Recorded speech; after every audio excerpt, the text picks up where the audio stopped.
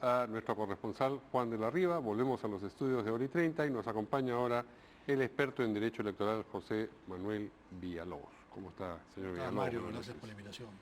Bien, bueno, el tema es evidente, pero además usted le ha transmitido una iniciativa a través de un documento a el presidente de la Comisión de Constitución y Reglamento, lo que usted le propone al congresista Hernando Guerra García.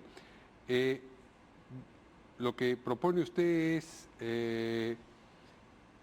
que se tome como referencia el cronograma electoral utilizado en las recientes elecciones regionales y municipales del 2022 para que el eventual adelanto electoral que se está proponiendo ahora se realice en octubre del próximo año. Así es, don Mario. ¿Cómo digamos, mire, qué consiste esta propuesta exactamente? En un inicio apoyábamos la propuesta técnica de que efectivamente las elecciones se hagan dentro de los plazos ordinarios que darían para hacer la elección en abril del 2024, con lo cual se podían hacer todas las reformas incluso que se querían. Pero los días han pasado y el Ejecutivo no ha podido contener las protestas sociales que han llevado a muertes de muchos peruanos. Tenemos un PCM que está en otra realidad, que no lo hemos visto haciendo su labor, y por lo tanto la responsabilidad se ha cargado en el gobierno cuando la responsabilidad ahora estaba en el Congreso de aprobar el recorte, pero no vemos ninguna intención para hacerlo, por lo menos no el 2023. Hay algunos que piden que sea en julio del 2023 cuando los plazos técnicos no van, hay otros que plantearon en diciembre pero para irse en abril del 2024 y tampoco se quiere aceptar.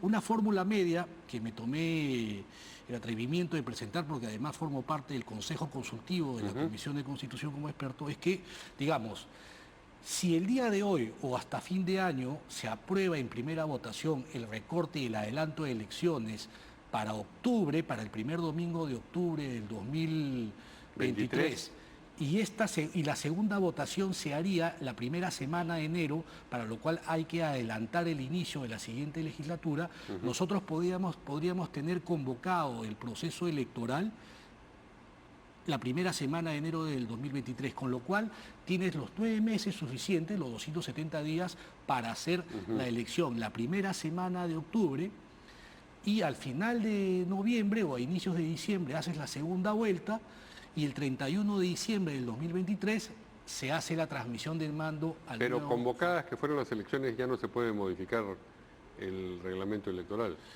Precisamente una de mis propuestas dentro de la propuesta de reforma es que se establezca una disposición transitoria para que por esta elección el plazo de un año para modificar las reglas electorales que está establecida en el artículo 4 de la ley electoral no se aplique y por lo tanto se le otorgue al Congreso, y está en mi propuesta, un plazo hasta el 31 de enero del 2023 para aprobar todas las normas de carácter legal y al jurado y la OMP los reglamentos.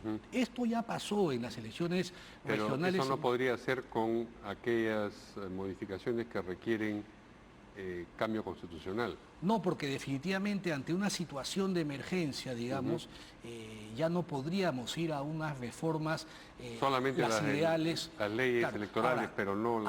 Ahora, en la reforma de adelanto de elecciones que yo planteo, por ejemplo, sí incorporo una propuesta para prohibir la postulación de aquellas personas que están condenadas por delitos muy graves. ¿Están condenadas o que han sido condenadas? Que han sido condenadas y que incluso hayan sido rehabilitadas, porque eso estuvo en la ley 3717, que ya les impedía postular, pero el Tribunal Constitucional ha señalado que es una ley inconstitucional y por lo tanto estarían aptos para poder postular. Una salida para impedir, porque yo no estoy de acuerdo con ese razonamiento del Tribunal Constitucional, es que esta prohibición vaya a nivel constitucional y sí podría ir en el proyecto de reforma de adelanto de elecciones, con una disposición.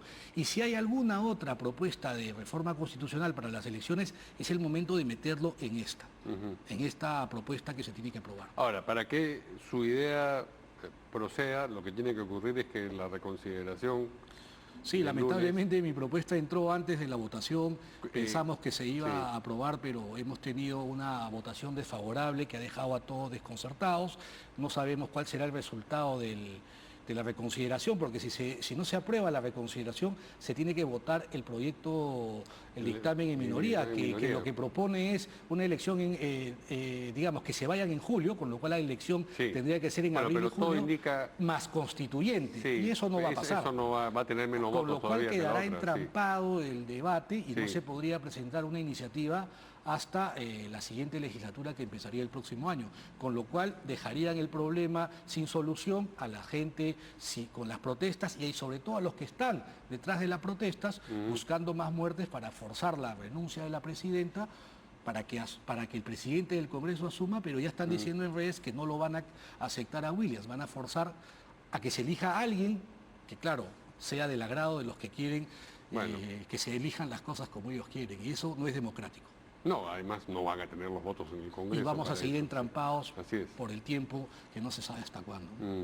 Ahora, de las reformas que sí se puede hacer sin modificación constitucional, ¿cuáles son las que usted está sugiriendo algunas en particular? No, porque en realidad se habla mucho de reformas, Mario, y ninguna reforma nos va a dar a los candidatos ideales. La reforma tiene que pasar por los ciudadanos, aprendamos a votar, pero además... Pero así como usted dice que no deberían postular las personas que han tenido... por ejemplo, mucho se cuestionaba el voto preferencial.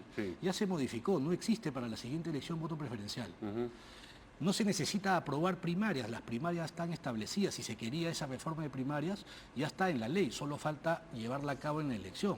Lo contrario sería aprobar una ley para decir que no se hagan porque el plazo no da. Pero ya esas reformas de hacer primarias, que sería una novedad, yo soy escéptico porque en Argentina a nivel presidencial no funciona, pero digamos, de repente en Perú funciona. No va a haber voto preferencial. Ya las listas van a ser cerradas y bloqueadas y el orden de aparición en la lista va a depender de cómo sean elegidos los candidatos en las primarias.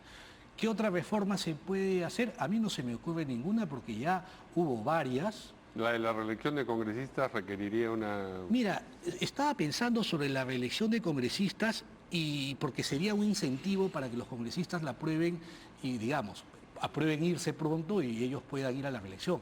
Pero mira, ellos fueron elegidos para 5 años.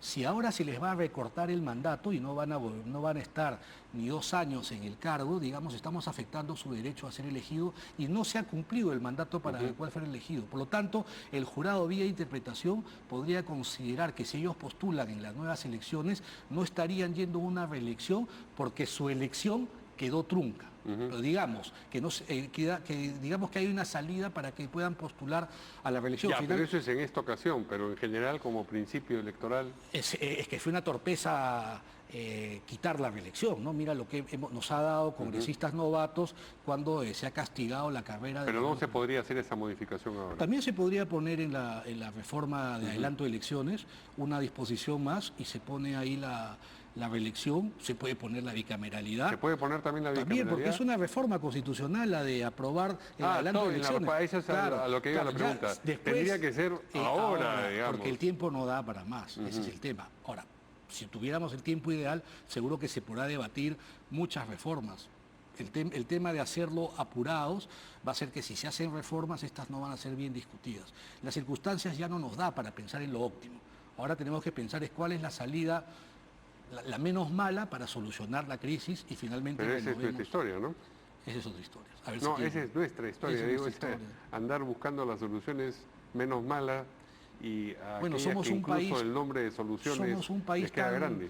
Tan diverso que todos piensan distinto y 87 votos para llegar a reformas es difícil de alcanzar. ¿Usted cree que es un número excesivo en general, que ese número debería modificarse para las modificaciones constitucionales?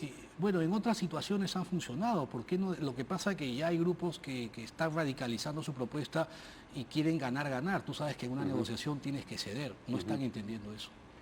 Bien, yo le agradezco mucho la entrevista al experto en Derecho Electoral, el señor José Manuel Villalobos. Gracias, buenas noches. Vamos a ir a una pausa y volvemos.